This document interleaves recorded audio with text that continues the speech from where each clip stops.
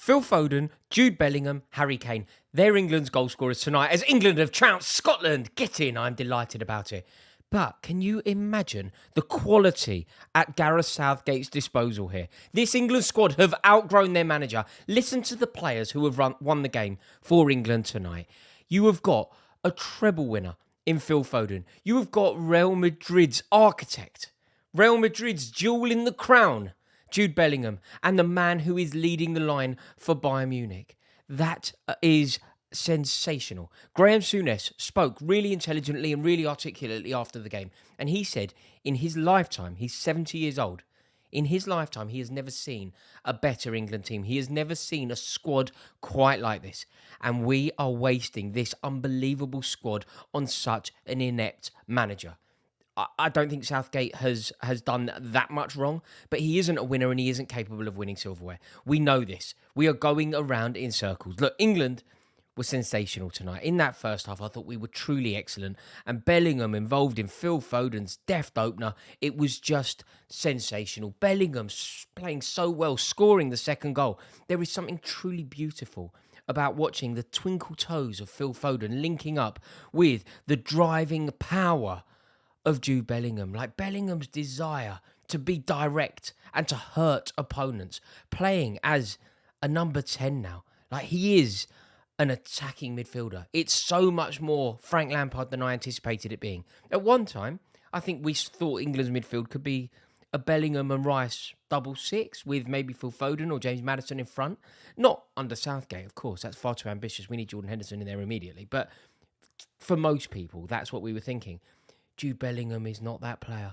And we saw tonight what happens when Gareth Southgate plays Jude Bellingham as a pure number 10. I mean, Real Madrid have discovered that pretty good idea, isn't it? It's a pretty good idea to have Jude Bellingham in an advanced midfield position. I mean, he is the Bernabeu's new darling, and he is slicing through La Liga opposition at ease. He has scored in every single game for them since he moved. I nearly called it big money, but considering the moves that both predated and followed Jude Bellingham's move, it wasn't even big money. Borussia Dortmund could have got so much more.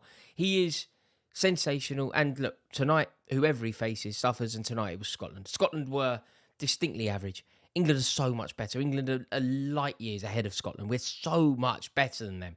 And I think they were flattered at the 3-1 scoreline. They will be delighted at the 3-1 scoreline because I think for 3/4 of the game, England were fantastic. We played with authority, we played with dynamism, we played with aggression, and we played with arrogance. Now, when I say arrogance, I think a lot of people will say, arrogance is a negative word, or it certainly has negative connotations, and I completely disagree.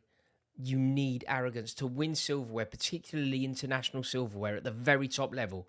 You need an element of arrogance. And England demonstrated a level of belief and a level of arrogance today that they should. The team are sensational. The squad is elite. There are only 3 things standing in the way of England winning in Berlin. England will lift silverware in Berlin in 2024, maybe even in spite of our manager. But there are only 3 things standing in our way. I think a centre-half, a decent centre-half, is potentially a question. I think a goalie is potentially a question. And I think the manager is most definitely the question. The manager is the question, the conundrum, the problem, the issue, the blockage, the irreparable problem, sadly. Because the FA do not have the courage to get rid of somebody who is so clearly lacking in any kind of idea of what it takes to be a winner. Gareth Southgate is not a winner. He is not capable of winning. And I know this, and it's a heartbreaker because this squad is sensational. Like, despite England's dominance, despite the fact that England played so well, despite the fact that we had so many talented players on the pitch, we nearly made a pig's ear of it. We nearly managed to achieve the impossible and turn an obvious victory into what would have been a disastrous draw. And it was weird and it was worrying that Southgate's team managed to flirt with disaster. That is truly what happened. And it basically happened because of ridiculous substitutions. You know, look, I didn't really want to make this a negative video. I really didn't. I think England were brilliant, and I'd love to talk exclusively about Phil Foden's deft goal or Jude Bellingham just being unplayable. I would love to talk about Harry Kane scoring yet again. I would love to talk about that elite trio linking up. But we have to talk about Harry Maguire, don't we? We have to talk about Harry Maguire because Gareth Southgate yet again has brought Harry Maguire into a team that he does not deserve to be in, a team that there is no justification to putting him in. Harry Maguire should not be playing for England. Playing for England is a meritocracy. You earn the right to play for England. You earn the right to represent your country. And if you are the 5th or 6th choice defender at your club, if you are being overlooked at your club for a left back, if you are stripped of the captaincy at your club, if you have the opportunity to seek first team football at a club like West Ham United and you turn it down, you do not deserve to represent your country. And Harry Maguire has let England down.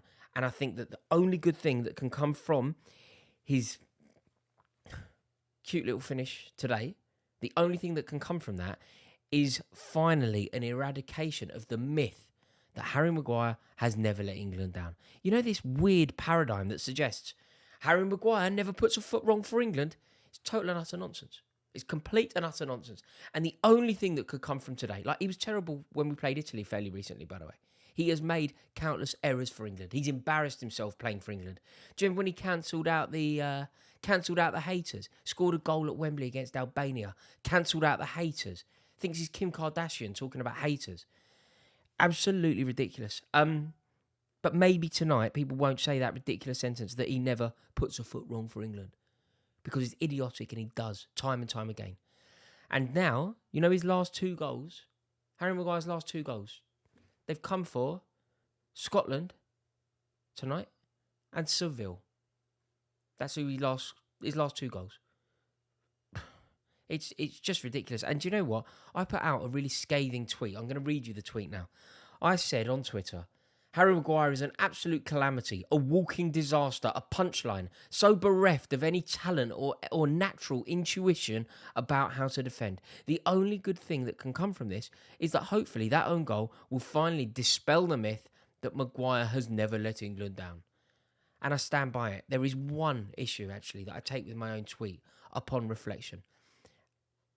And what I haven't done is highlight the person responsible for this issue. Because it actually isn't Harry Maguire. I'm going to try and insulate Harry Maguire from any of the blame here. Harry Maguire isn't good enough to play international football. According to Eric Ten Hag, he's not good enough to play Premier League football. And therefore, if you play someone who isn't good enough to play international football, struggles at club level, struggles at international level, if you put somebody like that in the firing line, whose fault is it? Do you know what? I'd be a terrible defender in the Premier League. I'd be terrible.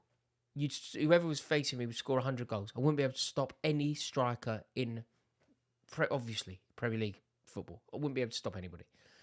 So if you put me there, whose fault is it? Is it my fault that I can't stop anyone? Everyone knows I can't stop anyone. I'm nowhere near good enough to play Premier League football. Is it my fault, or is it the person who would put me there? Somebody insisted I play there. You blame the other person. You go, obviously this bloke's not up to it. Obviously Rory can't play centre-half in the Premier League. He's useless. So don't play him there. Harry Maguire should not be on the pitch. And it isn't Harry Maguire's fault that he's on the pitch. It isn't Harry Maguire's fault that he's in the squad.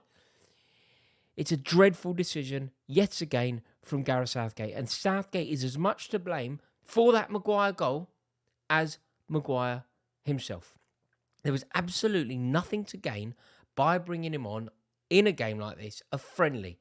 What on earth is the point in bringing him on?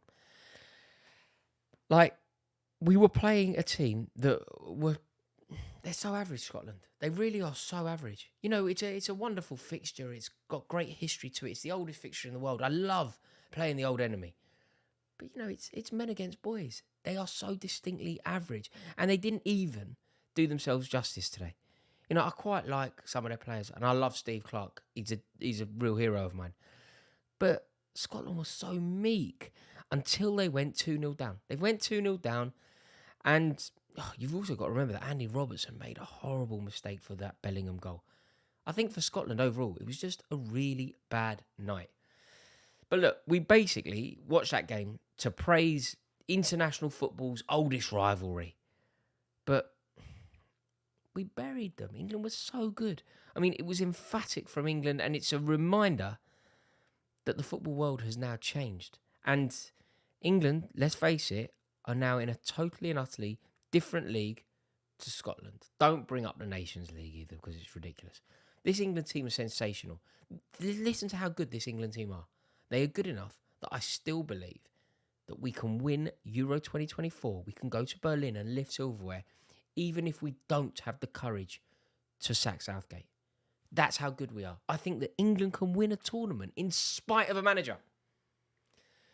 I'm gutted, but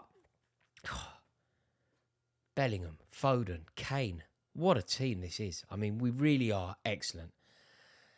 We just need a new manager so desperately. Thank you, as always, for watching.